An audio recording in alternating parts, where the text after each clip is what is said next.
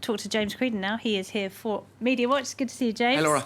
We're going to start with a story right here in France, in the city of Nantes, where a case of excessive police brutality is grabbing headlines. That's right. This was last Friday into Saturday night around 4 a.m., 4:30 a.m. to be precise. And it's what happened is now making headlines, even in the UK and elsewhere. French police under fire over a man missing at Nantes party. Now, as you'll remember, Laura, it was Fête Musique last weekend, which is quite a noisy festival where basically musicians can play music well into the night.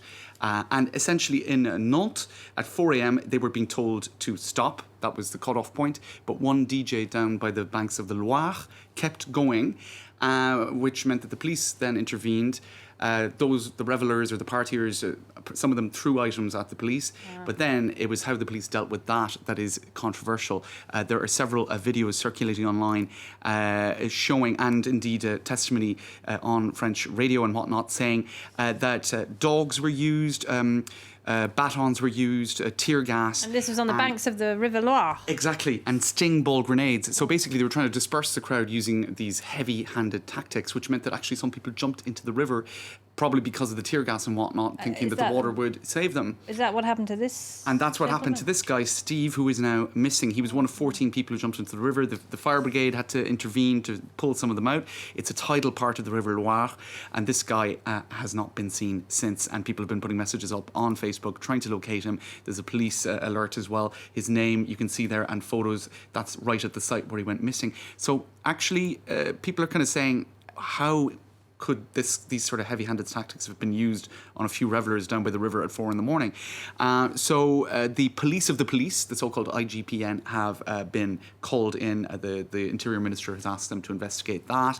But of course, it is sort of reawakening accusations, even by the UN, that France has very heavy-handed tactics when it comes to crowd control management. That we saw those accusations as well around the time of the Gilets jaunes, which the Interior Minister, by the way, denied. He said, how can the UN have placed us between Haiti and Venezuela when it comes to our management of when it comes to police brutality? So it's a charge denied by the French state, but a lot of NGOs and others say that there are problems when it comes to police brutality in France. Okay. Meanwhile, the French state is being held responsible in a civil case about air pollution. That's right. And so this is a first. Again, NGOs are quite happy about this because of Paris in particular has a really bad smog problem. Every so often, you'll have measures brought in about traffic being restricted in the capital and whatnot. Now, this is a mother and her daughter living in Montreuil, near the ring road around Paris. They have had chest problems, bronchitis, all sorts of other issues like that. And this is the first time that a court in Montreuil has found the state responsible for not taking sufficient action to curb air pollution. Now, they didn't get the damages that they requested, but from now on, the state will have to take effective measures in the fight against pollution, said the lawyer for the plaintiffs, so the victims can hope to obtain the recognition of their prejudice. Which could pave the way for lots of other lawsuits, presumably. That's right. So for now, no damages, but the state has been found responsible for air pollution. That is a first. Okay, an important step there. All right, let's talk about Boris Johnson, the man who is expected to become Britain's next Prime Minister. Of course, at the weekend, the big story was that neighbours called the police when he had a fight with his girlfriend. That's right. He refused to talk about it. He said, I don't talk about my private life. But then a photograph popped up of him and said girlfriend looking quite cosy in a field in Sussex, I think it was. That's right. And of course, this photo now has been pored over and scrutinised. It doesn't look staged at all, does it? It doesn't look staged at all. There they are looking, I'm sure they're completely unaware that there's a photographer in just behind them. So basically, lots of people online were mocking this photo. I'll try to show you. Then Boris Johnson dodged something like 26 questions about the photo this morning because basically everyone is concluding that it was a PR stunt. He's not admitting that the photo was... Because that's his thing, isn't it? He says, I'm not going to talk about my private life. Leave me alone. Okay, fine. Right. And then this pops up, so it's a little bit hypocritical, isn't it? Exactly. Now, so a lot of people it's been scrutinised. Some people are even saying the photo could not have been taken last weekend because actually if you inspect his hair, the hair is looking a bit different. Well, Boris Johnson's hair is a bit unreliable, I think. Oh, look. Inconsistent. This is another people online are getting very silly. Team Boris have just released another shot they insist was taken this past weekend. Now this one is a little bit naughty, but I'm going to claim utter ignorance in terms of what the spelling is indicating for me. It's just this is just Swedish, right? Yeah, right. Swedish Torai Wankur. It's an advertisement.